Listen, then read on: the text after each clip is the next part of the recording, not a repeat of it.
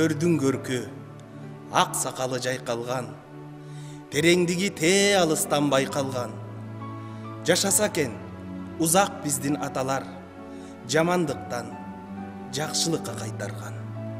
Бата берип, алкап жолго узаткан, башты салсаң жондон таптап жуаткан, өргө тартып турат дайыма дене, өтсөң дагы эркелеген курактан.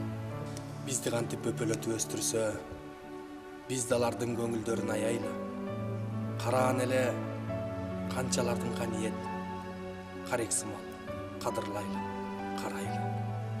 Ооба тууган, чындык ачуу ушундай.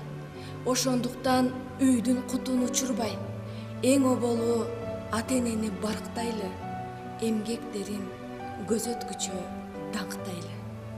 Басса турса аманчылык суранган, балдар үчүн сыймыктанган кубанган, а эгерде катаал чыкса тагдыры асман кулап, өңдөп кетип кубарган.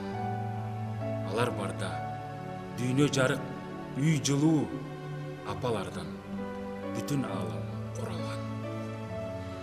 Эртең биз да кары балдан таябыз, энаталар барчы жолго барабыз.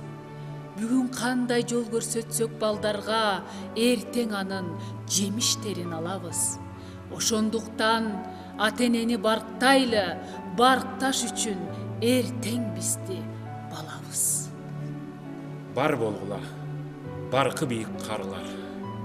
Балдарыңдын силер барда багы бар. Уул кызыңдын сыйын көрүп ылайым. Узак өмүр сүрүңүздөр баарыңар.